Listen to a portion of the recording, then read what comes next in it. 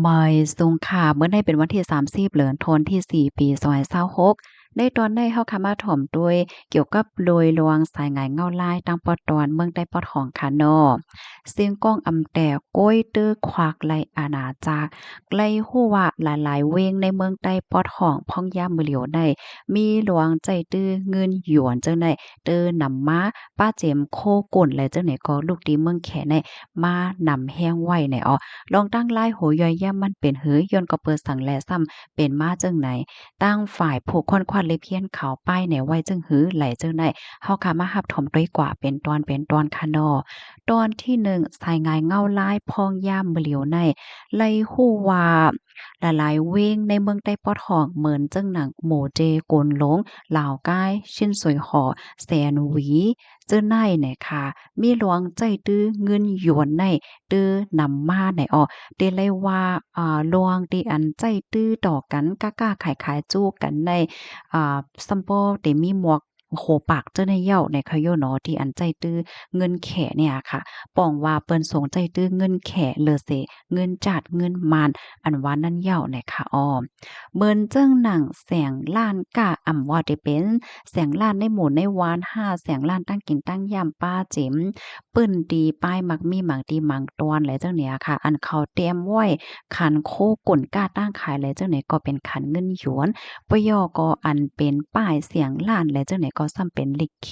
ไรหันไว้จังหนักนั้นเนี่ยอ๋อกำในมาเทียงตอนที่2ค่ะย้อนก็เปิดสั่งแลเปิ้นซ้ำส่งกันใจตื้อเงินหยวนอ่ำใจเงินจาดล้าเนี่ย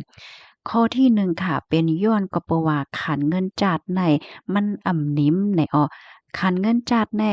มันโลง5ยอก็มันจังขึ้นจังลงว่า2ว่าเฮ็ดจังนี้นั่นค่ะเนาะดอกก็เฮ็ดให้พ่อค้าแม่ขายเขาเนี่ยก็อำหัดเก็บไว้มีไว้เงินจัดนำค่ะย้อนเปอไม่ใจว่าเพราะว่าคันเงินมันลงกว่าติ๊กๆแต่ก็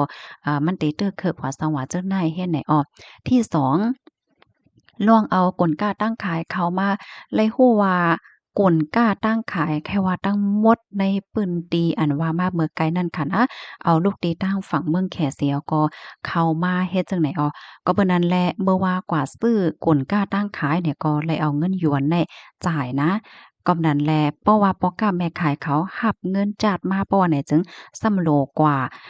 เรียกเป็นเงินแข่เทียงเห อำสางถูกก็ซ้ำจังเฮ็ดให้มันซุ่มค่ะเนาะย้อนก็เพราะว่าคันแลงเงินวันหนึ่งแล้ววันหนึ่งมันก็เหมือนกันเฮ็ดให้อ้อกำนั้นแลเปิดตาลดย่อมไหลดวงของคำในตอนในๆไหนพ่อค้าแม่ขายเขาก็สงรับเงินแข่จังไหนค่ะกำไดมาเที่ยงตอนหนึ่งตอนที่3ค่ะ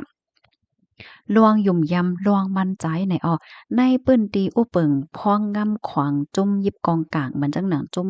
ซึกเกากลางเขานั่นแหละเขาหันถึงว่าเพราะว่าใจตื้อเงินหยวนไหนมันเติมมีหลวงมันกึมแลเติมมีหลวงมั่นใจในอ้อกำนั้นแลเจอเขาก็สงใจเงินหยวนอันว่านั้นยาวเนี่ยค่ะอันนี้เป็นตอนหนึ่งค่ะเนาะกำในเฮาค่ะมาเที่ยงตอนหนึ่งค่ะตอนที่3ในอ้อ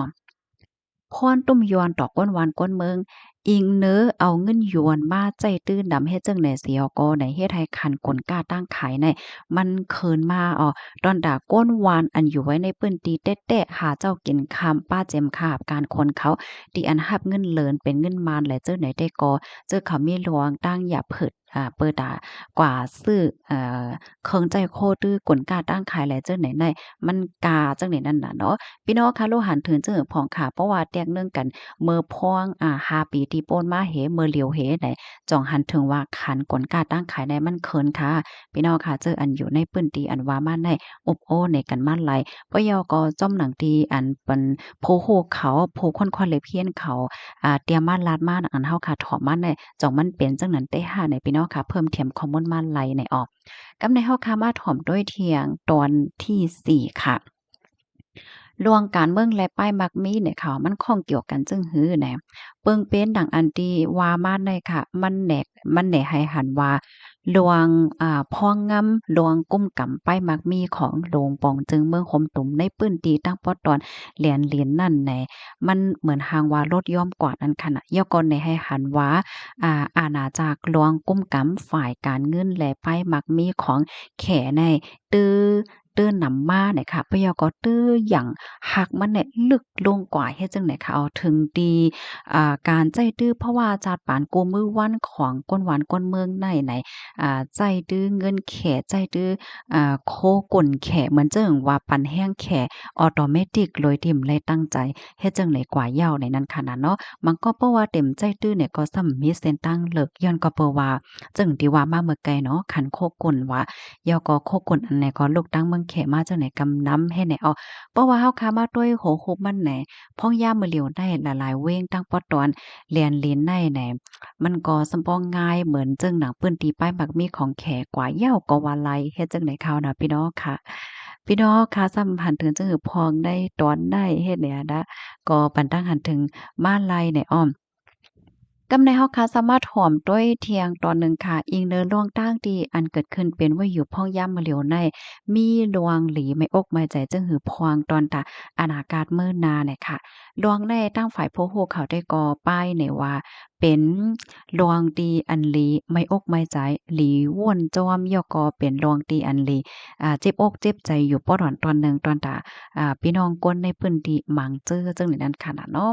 ย้อนก็เปิดหังเลยว่าจังนั้นแหนข้อที่1ค่ะไล่ซุ่มกว่าในตอนของการกุมกำลอกกาดป้ายมักมีว่าสังว่าเจ้านายเฮ็ดไหนค่ะอ๋อเมื่อว่าก้นวานก้นเมืองในอ่ำใจตื้อเงินจัดเงินมานว่าสังว่าเจ้าไหนยาวตั้งฝ่ายลงปองจึงเมื่อห่มตุ่มเขาเนี่ยก็อ่ำจางใจเคิงมือฝ่ายตั้งการเงินเหมือนเจิ้งหนังการแลกลายเปิ้นฮ้องว่า เงินขี้มันวะยอก็การอีดออกเงินวะสังวาเจิ้นได้เปิดตามาเฮ็ดให้ป้ายมักมีในมันปั่นในปื้นตีลายเฮ็ดจังไหนอ้อมปยก็ได้เก็บขวานว่าสังว่าจังไหนก็ตื้อหยาบมาแลอ่ำจางกุ้มกำกาขันกลกาตั้งขายไรค่ะเฮ็ดให้ปื้นตีซึ่งนั่นไหนก็ได้เลยว่าห่างไกลลวงก้มกำลวงจัดการได้กว่าร้อยรวยเฮ็ดไหนนั่นขนาดเนาะ มันแค่มีตีป่องก็หมายว่าแน่เปิ้นตีวันเว้งอันว่ามาจังนั้นเป็นสำว่าตั้งฝ่ายลงปอจังเมืองหอมตุ่มแน่ได้ออกเปิงสังสินจังหือมาก็ยาวว่ามันก็เต็มปอเตื้อเจอเขายาวนั่นคันน่ะนะกำในเฮาค่ะมาด้วยเที่ยงตอนที่2ค่ะลวงลวงต้งหนึ่งตั้งฝ่ายแขลวงอันเกี่ยวข้องตั้งแขจังไหนค่ะอ๋อเมื่อว่าก้นหวานก้นเมืองใจตื้อเงินหยวนค่ะการใจตื้อเพราะว่าจาดปานเนี่ยก็ มันมีหลวงกว้างเกี่ยวกันตั้งเงินหยวนกลกาตั้งขายอันลงมาที่เมืองแขเพราะว่าแหน่จึงแหน่เพราะว่าจาดปานหลวงเป็นอยู่ก้นวันก้นเมืองในเมืองใต้ปอดห้องเนี่ยก็ซ้ำเตขึ้นจู่โจมป่านเย่เงินกลางของแขกว่ากำซื้อยาวเฮ็ดจังไหนนี่เพราะว่าแขสั่งปิกลานอำนั้นก็เปลี่ยนไปแหลกลายเปิงปรสีเกี่ยวกับไปลองการเงินเพราะว่าแหน่จึงแหน่พี่น้องในพื้นที่อันว่ามานั่นก็จังไลรับพรตุ่มยอนกำเหลียวค่ะ มาแทงตอนหนึ่งกลกล้าตั้งขายแค่ว่าหิ้มจำโหปากมันเหย้าเนี่ยค่ะเนาะก็มันเย็นเป็นกลกล้าตั้งขายแขกว่าเนี่ยค่ะย้อนก็เปอว่าโคกลสังเสมว่าเนี่ยก็ซ้ำลูกมาที่เมืองแขกกำปานน้ำโคกลอันลูกมาที่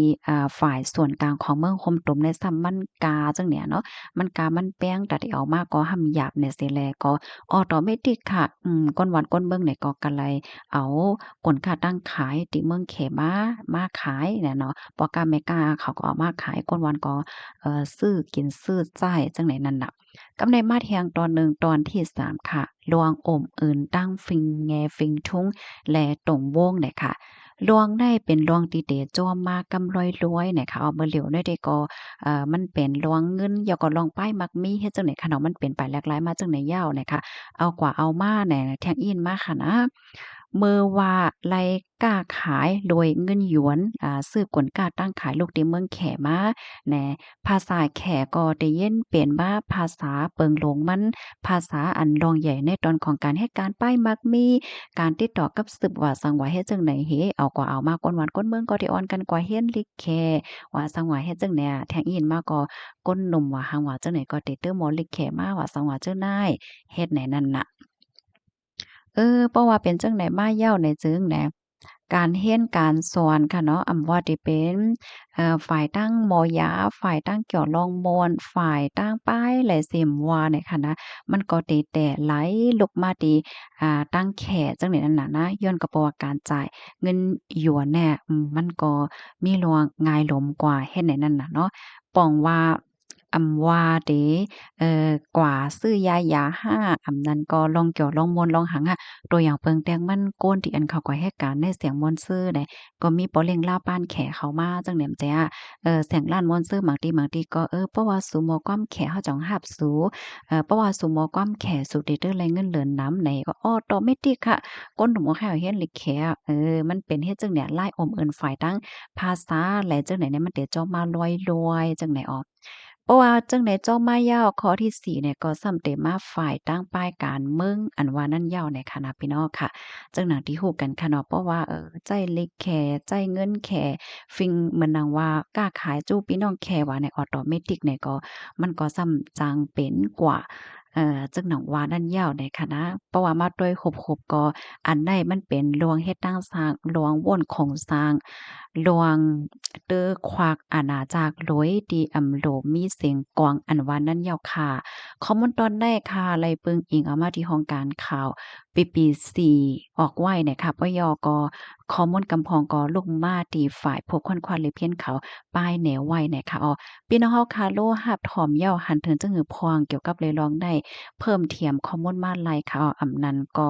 ปันตั้งใครใจและเจ้าในมาลัยอยู่เนี่ยค่ะยินจม ยินดีโฮมจอมรับตอนตาหันถึงกูก็กูก้นค่ะเอาใหม่ส่งค่ะ